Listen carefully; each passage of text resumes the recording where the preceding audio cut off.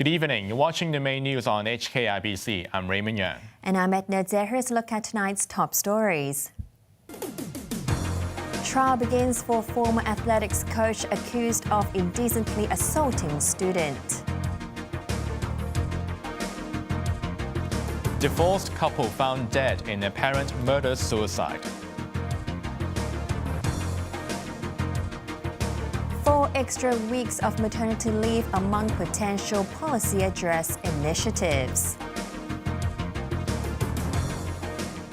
A former athletics coach accused of indecently assaulting his 14-year-old student 9 years ago appeared at court today.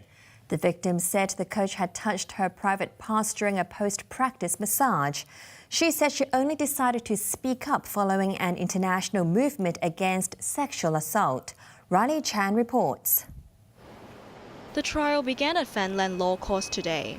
The 77-year-old former track and field coach, identified as WH, is facing 1 count of indecent assault. The court has ordered that no one should disclose the identities of the plaintiff or the defendant.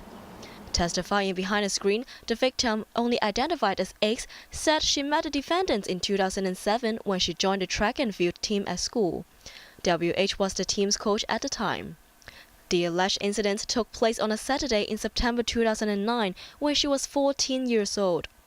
She said she received a call from WH in the morning offering her a leg massage following a practice last week. The two then met at a sports ground.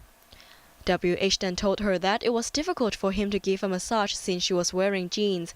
He then suggested performing the massage at his home instead. X said the coach asked her to lie prone on a bed and suggested she take off her jeans. She says she trusted her coach at that time and never thought he would do anything despicable. It was also usual practice to receive massage in sports pants, X added, so she agreed to the request. The coach then asked X to turn around to massage her thighs. After a few minutes, he suggested she take off her underpants before pulling them down himself. X could not respond.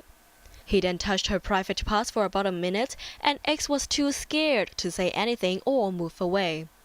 Afterwards, the coach asked X to put her pants back on, and X left the apartment with him. X says she never told anyone about the incident until 2015.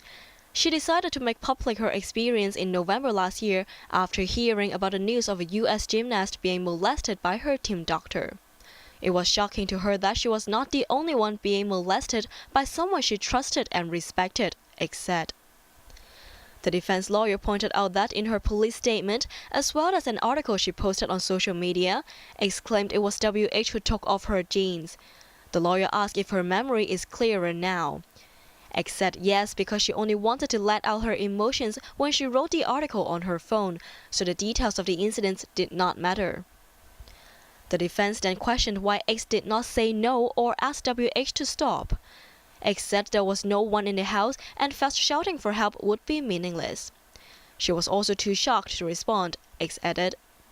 The lawyer then asked if X had received gifts from WH, including 3 pairs of sneakers, and X admitted she did. X had also attended the wedding of WH's daughter, had meals with him, and even asked him for hurdle coaching at Chinese University, the court heard. The defense argued if X hated this man so much, she would have avoided contact with him. But X said she had put this unpleasant experience behind her and was only focused on training instructions given by the coach. The trial continues tomorrow. Riley Chan, HKIBC. A divorced couple were found dead in an apparent murder-suicide at a Sheung office tower this morning. Police suspected the man had killed his ex-wife while she was on the job before jumping to his death from the building. Yeung reports. Police sealed off the main entrance of a commercial building on Queens Road Central in Sheung for investigation after a suspect murder-suicide this morning. The tragedy unfolded shortly before 8 a.m. when a 64-year-old woman was found unconscious inside a second-floor unit with 9 wounds to her chest and neck. She was rushed to Rattanji Hospital in Wan Chai, where she was certified dead. At almost the same time, police found an elderly man lying on the building's podium. The 68-year-old was pronounced dead at the scene by paramedics. Officers believed the man had jumped from height. Assistant District Commander Lam Weng-ho of Central District Crime Unit later confirmed the pair were a divorced couple working in the same building. 男死者咧就喺上址嘅大廈咧，就做一個保安嘅主任啦。 He said the man worked as a security guard there, while his ex-wife was a cleaner. She was apparently attacked while cleaning an office on the second floor, Lam said. Police later recovered a knife measuring 34 centimeters from the bathroom and believed it was related to the case. They suspected the man had killed his ex-wife before committing suicide. Lam said police were still putting the pieces together for the case, saying they would look into the victim's relationship and financial status.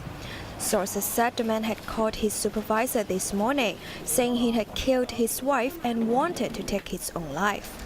The supervisor then alerted police, reviewing the gruesome incident. Yupinam, HKIBC. Possible good news for working mothers in the city, as Chief Executive Carrie Lam is expected to announce the extension of statutory maternity leave to 14 weeks in her upcoming policy address. It is believed additional costs incurred from 4 extra weeks of leave will be partially covered by the government. Riley Chan reports. Good news may be in the pipeline for expecting moms. Sources close to the government confirmed Chief Executive Carrie Lam will propose extending statutory maternity leave from 10 to 14 weeks in her upcoming policy address. Currently, women on maternity leave are entitled to at least 80% of their full wages. It is believed additional costs incurred from 4 extra weeks of leave will be covered by the government, subject to a certain level of ceiling. That means employers might have to fork out for the remaining sum. Sources said the cap will be based on a median income of